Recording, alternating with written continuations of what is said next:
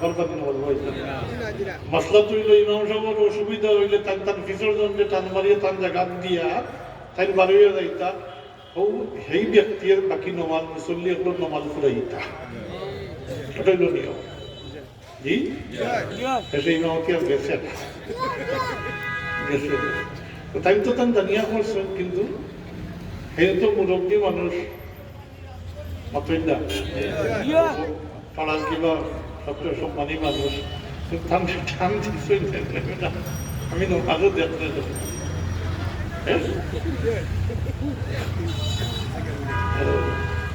এটা জানরা সুন্দর মানুষটা সব আপনারা আছে ওইটাও মাসলা মাঝে তালাশ করলে এটা আছে ইমাম সাহেবের কিতাব কোয়ালিটি তার তো এটা আলাদা আছে একেবারে একার কিতাব হলো ইমাম সাহেবের কোয়ালিটি একার কিতাব যদি সহজ না হয় তো তোমাকে দারুল ফতোয়া দারুল যখন পেলে ইমাম সাহেব হলো কি কি কোয়ালিটি এটা বেশ 6 পৃষ্ঠা হলে ইমাম সাহেবের কোয়ালিটি কিলো এটা আলাদা ব্যাপার এটা হলো আলাদা ব্যাপার কিন্তু জায়েজ না জায়েজের ব্যাপার শরীয়তের হুকুমের ব্যাপার ইমাম সাহেবের 4 রাকাত আর মুসল্লির 2 রাকাত ইলাকান মাতই না বলে ইমাম সাহেবের দৈনিক 5 ওয়াক্ত তাই সপ্তাহ 2 রাকাত জি জি না হলো বলুন জি না হাজিরিন তো আমি কথা শুনলাম একদিন এক গাওয়ালি সাহাবী এই আল্লাহর হাবিবকে জিজ্ঞাসা করলেন ইয়া রাসূলুল্লাহ কিয়ামত কোন সময় মাতা তাকুম মুসা তো আল্লাহর হাবিবে আপনি জিজ্ঞাসা যে তুমি যে প্রশ্ন করলা জিজ্ঞাইলা ডাক্তার চাইলা কিয়ামত কোন সময় হইব তোমার কিয়ামতের সামানা কি আছে কি সামানা তৈরি করছে এই ব্যক্তি তো সহজ সরল মানুষ গাওয়ালি মানুষ এবার কই ইয়া রাসূলুল্লাহ কিয়ামতের সামানা বলতে বেশ করি নামাজ রোজা ইত্যাদি তেমন আমার নাই তেমন আমার নাই একটা কথা আমি কইতাম চাই আর এই কথা ধারণা করেন না জানি বললে এই বেদমালি মানুষ আল্লাহ নবীর সাহাবী মতই না এটা দিতে হয়তো ফেরুতনি করছেন তাই আল্লাহ রবিবে যখন দিকে উঠিয়া কইতানি বলে হয় বেশ করি আমি আমার সামানা আছে আমার আমল আছে কইতানি ও ফেরুতনি হইতে পারে অথবা তাই ওখানে বুঝাইছেন বেশ করি নফল ইবাদত বন্দেগী নামাজ রোজা ইত্যাদি তেমন আমার নাই কিন্তু কিন্তু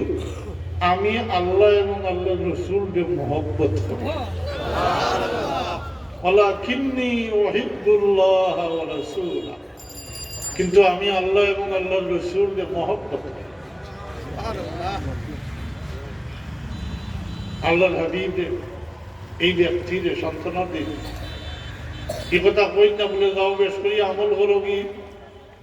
বরং যেহেতু এই ব্যক্তি আল্লাহ এবং আল্লাহর রাসূলকে মহব্বত করেন সত্যিকার অর্থে তখন আল্লাহর হাবিব এই ব্যক্তির সান্ত্বনা দিন কইন আনতা আমামান আহবাবতা আনতা তুমি যেহেতু এক ব্যক্তি প্রশ্নকারী এক ব্যক্তি কইন তুমি যারে মহব্বত করো তোমার তার লগে তোমার হাসর সুবহানাল্লাহ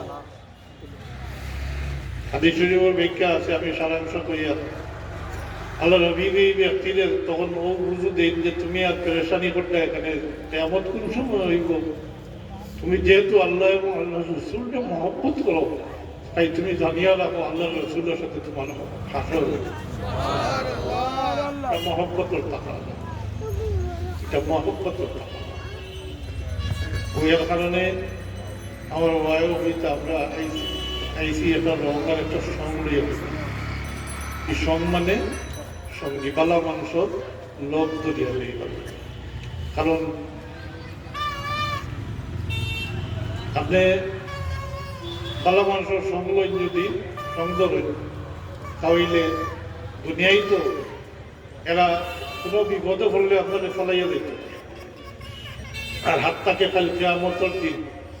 কিয়ামতের দিন হইতে কিলা বুঝাইতাম বিষয়টা কিয়ামত হইতে তো বহুত লম্বা বিষয় বিভিন্ন পর্যায়ে কিয়ামতের অনুষ্ঠান হল হইব কিয়ামত তো দুনিয়ার হিসাব মতো 50,000 বৎসরে হইব কতদিন 50,000 বছর। এর লাগে কেমত হইতেও মনে করেন না জানি বলি ওগুলো থেকে উঠাইয়া আলো নাকি বদি মাভিবার সাহেব লইবার ব্যস্ত ইলা নাই। বহুত কঠিন মারহালা কেয়ামত। কেয়ামত কেয়ামত মানুষের কোনো হাসর দেখাইয়া হাসর হাসর হাসর হাসর হইব 50,000 বছর। শুধু কবর থেকে উঠার পরে বিচার শুরু হইবার আগেও যে সময় গাত কোনো ফাফর থাকতো না, ও অবস্থায় সূর্য মাথার উপরে মানে এবারে নিকটে আইব, আল্লাহর আরশের ছায়া ব্যতীত কোনো দ্বিতীয় ছায়াও থাকতো না। জি, এই অবস্থাও 40 বছর দেখব। কত বছর? 40 বছর। এরপরে হাসর হইতে বহুত লম্বা ব্যাপার। এর ই হাসর হইতে বেশটি এখন ব্যস্ত যাওয়ার পরে দুজকি এখন দুজক যাওয়ার পরে দুজকি এখন দুজক ওয়াজিব হয়ে যাওয়ার পরে আল্লাহর মুমিন বন্দা হল যারা সব মিলাইয়া সালেহীন হয় ওইটুক গৌস কুতুব আবদাল বলি তখন সব ঢুকি দেয় সালেহীন হইলে। আল্লাহর মুমিন বন্দা হল যখন তারা নিজেরা নাজাত খাই দিবা তখন তখন করবো না। কাদের শরীফ কেয়ামত সম্পর্কে লম্বা, আমি আমার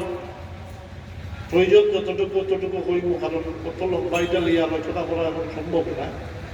আর যেহেতু কেয়ামত সম্পর্কে আলোচনাও করিয়েন না, আমি দেখাইতাম ভাই আর মহব্বত আল্লাহ আল্লাহর সাথে মহব্বত জুড়িলে কি ফায়দা হয় ওটা থেকে কতটুকু আমি করি। আল্লাহ হাবিবে ফরমাইন সাহাবায়ে কেরামকে উদ্দেশ্য করে কই নো আমার সাহাবী হল বুখারী শরীফ মুসলিম শরীফের রওয়ায়াত লম্বা রওয়ায়াত। তুমি তোমার হক চাওয়ার ব্যাপারে আমার সাথে যেভাবে কথাবার্তা এখন করায় খাইলে আল্লাহর মুমিন বান্দা হলে আল্লাহর সাথে একটা কি শক্ত কথা কইবা। শক্ত কথা মানে ইনো দাবি পেশ করবা। কি শক্ত কথার মানে হইল আল্লাহর মুমিন বান্দা হলে আল্লাহর গোলাম হলে আল্লাহর কিছু দাবি পেশ করবা। শক্ত ব্যাপার। অপরদিকে আল্লাহর মনসা হইব যে এক গুরুরে অন্যর দ্বারা সুপারিশ করাইয়া এক গুরু মানুষরে দুজক থাকি বার করিয়া ব্যস্ত আনতা, তাই দুজকের দ্বারকারে ডাকিয়া হইবা এরার প্রতি তাড়াতাড়ি করিও না, অ্যাকশন শুরু হোক তবে তাড়াতাড়ি করিও না, আস্তে আস্তে। এই পর্যায়ে ফেরত ফানি এই পর্যন্ত জ্বলিয়ে দিব, ফেরত থরু পর্যন্ত জ্বলিয়ে দিব। তখন আল্লাহর মুমিন বান্দা হল আল্লাহর দরবারও নিজেরা নাজাত পাই দিয়েছেন। আল্লাহর দরবারও হাজির হইয়া আরজ করবো আল্লাহ অমুক অমুক অমুক অমুক কিছু নাম হল উল্লেখ করিয়া হইবা যে দুনিয়ায় একসাথে চলছি, নমাজ পড়ছি, রোজা রাখছি, সব কিছু একসাথে করছি। আজকে আমার বাইকের বিড়ম্বনায় দুজকি বনি গেছে, আমার বাইকের তো দুজক থেকে বার করিয়া ব্যস্ত দিলাম। দাবি না শক্ত ব্যাপার না। আল্লাহর মনসা ও অন্যর দ্বারা সুপারিশ। এই সময় নবী হলেও আরো অন্যান্য নবী হলেও সাফাত করবা, এমনকি মালাইকা ফিরিস্তা হলেও সাফাত করবা। আমরা দেখো হাফিজে কোরআন হলে ওই সময় হাফিজে কোরআন হলেও দর্শন করবা। এমন 10 জন মানুষ যারা দুজক ওয়াজিব হয়ে গেছে, দুজকি বনি গেছে, এমন 10 জন মানুষ দুজকি বনি গেছে, এমন 10 জন মানুষ। আর আল্লাহর মুমিন বান্দা হলে যখন চাইবা তখন আল্লাহ 2টা শর্ত দিবা। প্রথম শর্ত হইব যার অন্তর 1 দিনার পরিমাণ ঈমান আছে।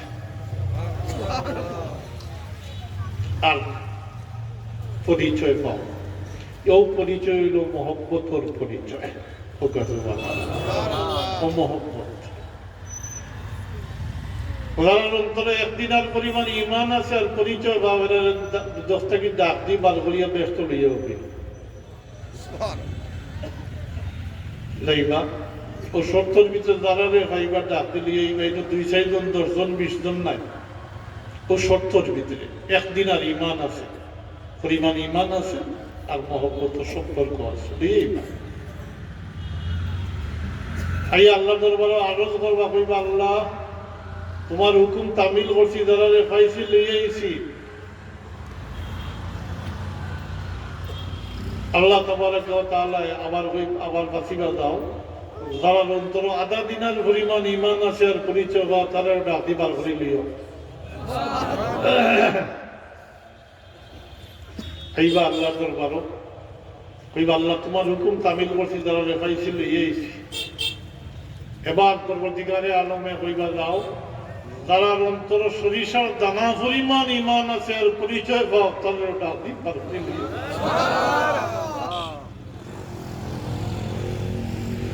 হাজিরিন এটা আমলের জুড়ে না এটা আমলের জুড়ে না এটা সহবত আল্লাহর ওয়াস্তে মহব্বত আল্লাহ কতরে কত শিলায় কত চিন্তায় কাল কিয়ামতের দিন মাফ করে দিবা সারিয়া দিবা আমল লইয়া ব্যস্ত দেওয়া কঠিন আর বিশেষ করে বেশ আমল লইয়া যায় যদি আর অন্য কিছু দিব নিয়ে যায় তাইলে অন্য দিন শুরু করতে করতে নিরর্থক বিল হারিয়ে আল্লাহর দয়া সারা কাল কিয়ামতের দিন পরে গেল অবগতি এটা আল্লাহর মনসা এই তো যে গ্রুপ সুপারিশকারী খাড়া হইবা এরা সুপারিশ হল মাতই না আল্লাহ তো সবরে মাফ করে দিলে এই লেখাও একটু কল আছে জি একটা প্রশ্ন তাকিয়ে দিব বলে অত গুণাগার মনে মাফ করে দিলে না এখন আর কেউ প্রশ্ন করতে পারবা নেই বলে এমনি আল্লাহ মাফ করে দিছে মাতই না সেখানে বলে না আরো কোনো সুপারিশ করছেন এরা সুপারিশের খাতিরে এরা সুপারিশ এরা মাফ করে দিচ্ছে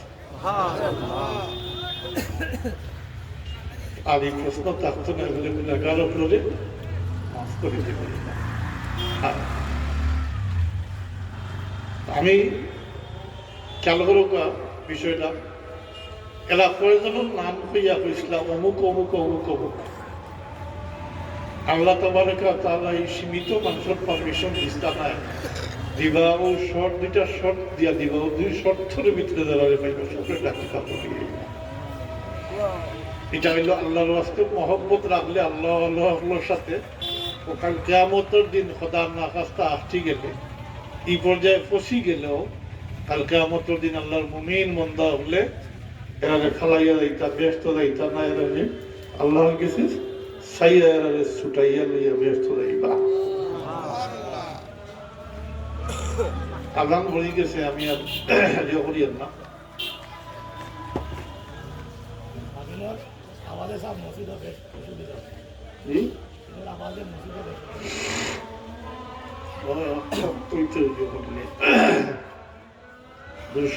সাল্লাল্লাহু আলা সাইয়্যিদিনা ওয়া মাওলানা মুহাম্মদ ওয়া আলা আলিহি ওয়া আসহাবিহি ওয়াসাল্লাম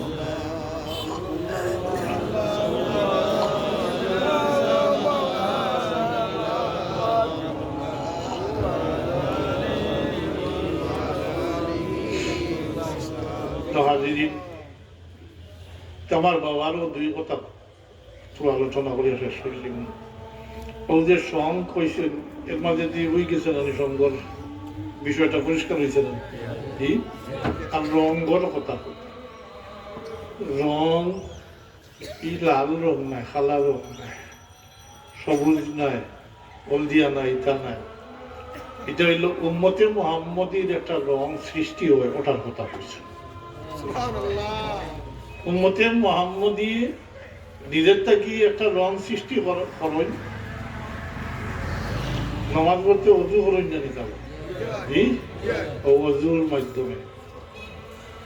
একদিন হযরতে আয়েশা সিদ্দিকা রাদিয়াল্লাহু তাআলা আনহায় আল্লাহর হাবিবকে জিজ্ঞাসা করেন ইয়া রাসূলুল্লাহ কাল কিয়ামতের দিন আপনি আপনার উম্মতকে কিভাবে পরিচয় করবেন কিয়ামতের ময়দানে তো খালি আপনারা না মাতই না খালি আপনারা না খালি উম্মতে মুহাম্মদীও নয় তবে হ্যাঁ উম্মতে মুহাম্মদী 3 বাটর 2 বাট হইবা কুল বনিয়া আদমর মাঝে উম্মতে মোহাম্মদী এবার 3 বাটর 2 বার 3 বাটর মাতই না 3 বাটর 2 বার টোটাল 100 হইব লাইন হইব 120 লাইন 120 খাতা 80 খাতা হইব উম্মতে মোহাম্মদী উম্মতে কুল বনিয়া আদম থাকবো আদম আলাইহিস সালাম থেকে লইয়া ঈসা আলাইহিস সালাম পর্যন্ত 1,24,000 নবী রাসূল হল মতান্তরে আরো বেশি 2,24,000 কুল নবী রাসূল হল সব কুল বনিয়া আদম থাকবা কাফির মুনাফিক মুশরিক থেকে লইয়া সব থাকবা আর যেহেতু আল্লাহ হাবিবে তার উম্মতরে আগলাইবা সিন পরিচয় করবে আল্লাহ কি জিকির করেন হযরত আয়েশা সিদ্দিকা রাদিয়াল্লাহু তাআলা আনহা ইয়া রাসূলুল্লাহ কাল কিয়ামতের দিন আপনি অত উম্মতের মাঝে আপনার উম্মতকে কিভাবে পরিচয় করবেন মহিলা মানুষ তার যেভাবে বুঝয় তাই সরাসরি প্রশ্নের উত্তর না দিয়ে আল্লাহ হাবিবে জিজ্ঞাসা করেন ও আয়েশা এক ফাল গুড়ার মাঝে যদি একটা সিতরা গুড়া থাকে তো এটা পরিচয় করা সহজ নাইনি কি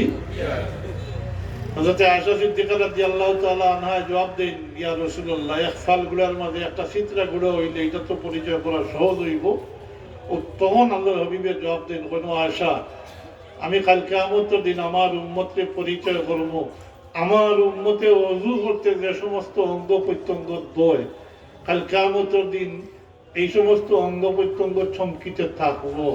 আমি দেখিয়া পরিচয় পাইব আর বাঁচিয়া গলাই দিব জোয়ানো হল একটু খেয়াল করিও না এখন তো নমাজ ভোট দেয় না হতই না অজু ভোটটা নেই না আজকাল তো জনগণ নমাজ অজু করেন না বেশিরভাগ আনা উঠে কোনো নমাজের উপরে যদি গোসল না করা বললে আসর উপরে জনজা হইব বা জুয়ার উপরে দেখবার নমাজও মানুষ জনজার যত শরিক হয়েছে অর্ধেক নমাজও আসলা না আরো কম আসলা এটা শরিক হয়ে যায় দিকে নমাজ পড়লো না এগুলো উঁচু করছেন দেখা দেখে মানে তো জনগণের উদ্দেশ্য করে হইয়ার দুনিয়ায় হয়তো এই জায়গায় কাল কিয়ামতের দিন তো আল্লাহর হাবিবে উম্মত হিসাবে পরিচয় করতাম নাউযুবিল্লাহ একটু চিন্তা করিও জোয়ান কি থাকতো না আজ তো আমাদের অবস্থা ওরা দাঁড়াইছে যে মুসলমানের সংখ্যা ঠিক বাড়তে আছে কিন্তু নমাজের সংখ্যা কমে জি খালি কমেন না সব একইভাবে নমাজের সংখ্যা থেকে বেনমাজের সংখ্যা কিন্তু বহুত বেশি অতই না এমনকি অবস্থা এই পর্যায়ে পৌঁছিছে মুসলমান হল যে আজকাল প্রকাশ্যে মুসলমানি থেকে বাড়িয়ে যাইতে লাগিয়ে কেউ বুঝবাইতরা কেউ বুঝিয়া কেউ না বুঝিয়া মুসলমান হল যাই না নি এখন পূজা বিশেষ করে জোয়ান হল যাই না নি লুকাইয়া যায়নি এখানে প্রকাশ্যে যাইতে এটা যাইতরা এটা ইমান লইয়া আইতে পারবানি কিন্তু গিয়া কত দণ্ডবোধ দিতরা কতই না দণ্ডবোধ দিত নি হলাম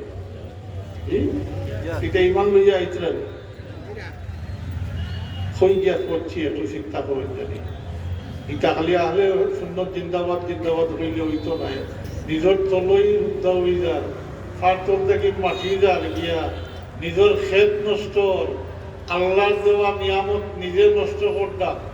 এই নিয়ামতটা কি উপকার পাইতে আসলো বরং অবাল হয়ে যার কাল কিয়ামতের দিন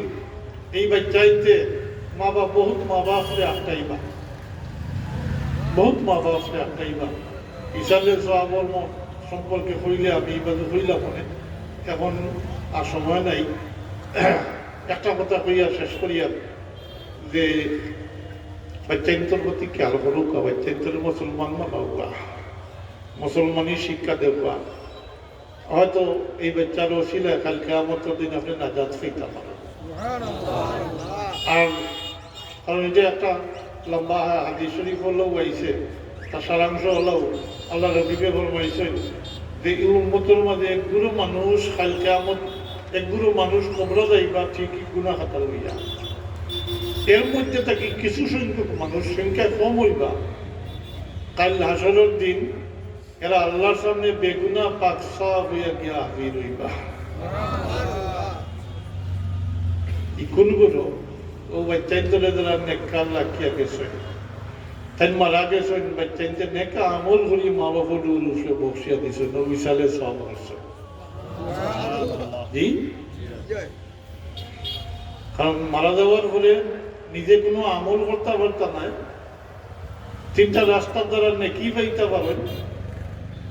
একটা সৎকায় জারিয়া অথবা ইলিম যেটা অন্যরে ফায়দা দেয়, অথবা নেককার সন্তান যেটা নিজের মা বাবার লাগি দোয়া করে। ও যে ইসালে সবল কোনো কথাটা হইল ওঠা